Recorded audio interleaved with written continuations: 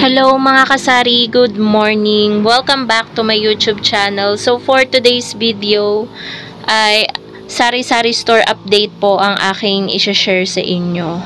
Walang humpay na ulan at walang humpay na pagtataas ng mga bilihin. So paano ko nasabi mga kasari na walang tigil yung pagtaas ng bilihin? Dahil guys, kakarating lang po or kanina pa halos, dumating po yung ahente po natin ng itlog at nag-advise or nagsabi na si kuya. Kasi guys, ang itlog ngayon na XL dito ay 255. By Saturday, sa next na pagpunta ni kuya, so eto guys yung itlog ko. Yan, 2 tray yung kinuha ko sa kanya. Sa Saturday ay 260 na daw. So, mag-a-adjust ulit. Tataas ulit siya ng 5 pesos. So, magiging 10 pesos pa rin yung bentahan natin, pero yung tubo natin, 40 pesos na lang. So, paliit na guys ng paliit yung tubo natin sa itlog. Meron lang pong bumili mga kasari. At balik nga tayo dun guys sa itlog. By Saturday ay magtataas po ulit ng 5 pesos kada tray. So, 260 na po yung XL. At XL lang po yung tinitinda ko po ditong itlog. Dahil guys, kapag nagtinda ako ng large, kasi tinanong ko sa kanya magkano yung large niya, 250 daw. So, 10 pesos difference lang naman. Tapos, maliit pa daw yung large niya. Na-try ko kasi guys kumuha no nakaraan. Napakaliit nga naman. Parang small size lang ng itlog. So, ayun guys. Bad news. Nakakalungkot dahil nga patuloy yung pagtaas ng bilihin. Tapos, hindi naman tayo makapag-adjust ng ura-urada, 'di ba mga kasari? So, yung kikitain natin yung nababawasan.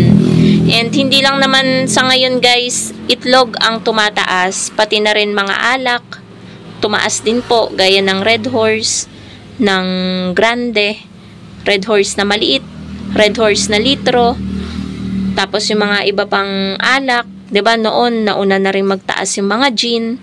So, hindi tayo ligtas talaga guys. Talagang tayo yung number 1 mga kasari na affected kapag may mga nagtataas. Kasi nahihirapan talaga tayong mag-pricing. So, ngayong, anong bang araw ngayon? Wednesday. So, dadating din pala yung ahente natin ng soft drinks pero hindi pa dumadating. Ewan ko kung madedelay. So, eto guys yung update sa ating tindahan. Yan yung itsura ng ating sari-sari store ngayong araw ng Miyerkules. Patuloy na umuulan. Siguro dala pa rin ng bagyo. Wala akong update guys kung paalis na ba yung bagyo or, 'di ba? Wala pa pero alam ko may bagyo. Bagyong Enteng. Pero hindi ko alam kung paalis na siya. Palayo na ganon. So, kanina pa guys, maulan. Ganyan, diba? Tila ngayon. Maya-maya, bubuhos na ulit yan. Malakas na ulan.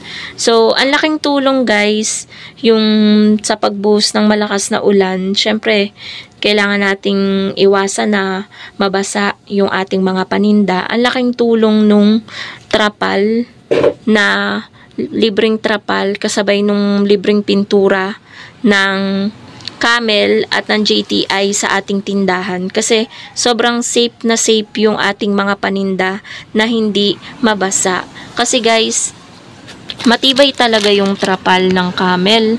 Tapos meron pa siyang sa kahoy sa dulo. Kaya pag gusto mo nang itaas, irorolyo mo na lang pataas tapos itatali mo. Tapos kapag biglang bumuhos naman yung ulan is tatanggalin mo si tali, hihilahin mo na lang pababa.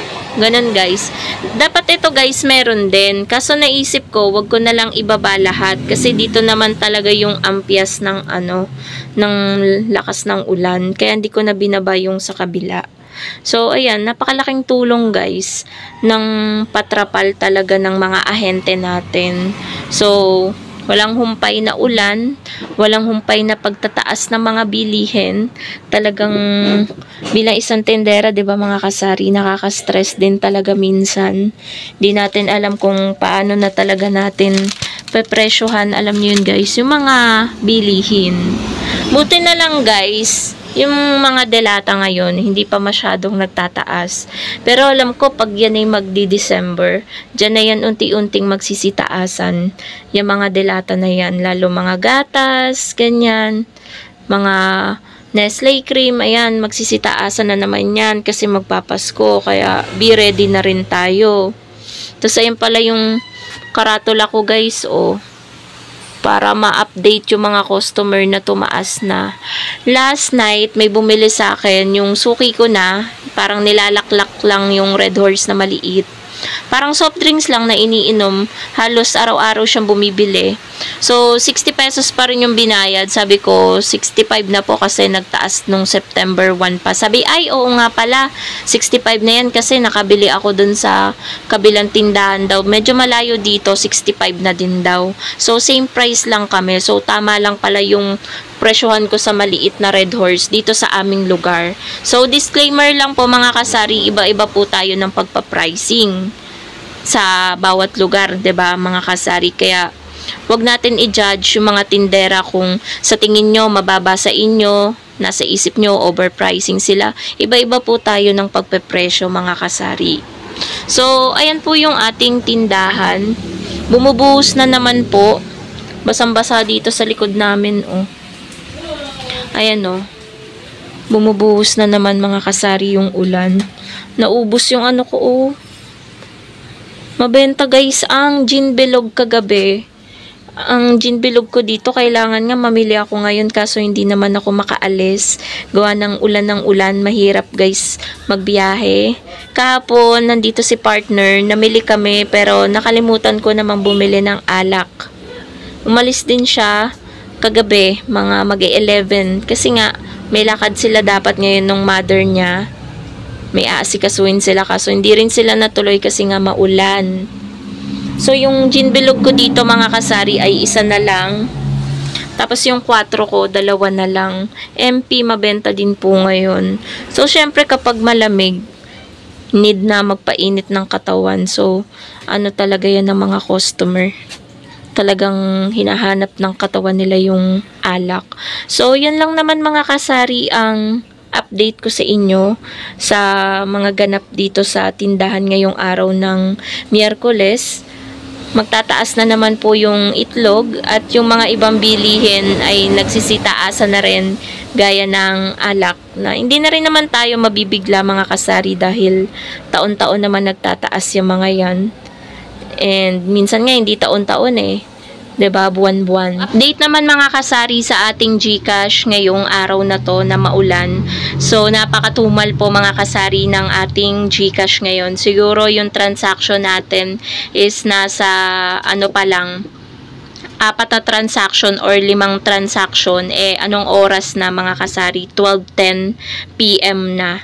So, okay lang naman yun guys. Kasi bilang tindera, alam naman natin na minsan matumal, minsan malakas. Ganon talaga ang buhay. So, ayun. Maliit pa ang kita natin guys. Ayan o. Yan pa lang yung kita natin sa GCash. Barya pa lang. Pero okay lang yan mga kasari kasi nung mga nakaraang araw naman ay bawi-bawi tayo. Kasi nung nakaraan nasa 500 plus, 600 plus. Medyo malaki naman yung kinita natin nung mga nakaraang araw.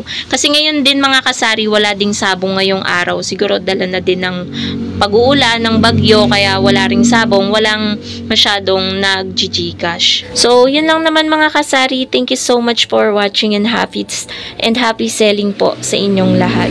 Bye guys!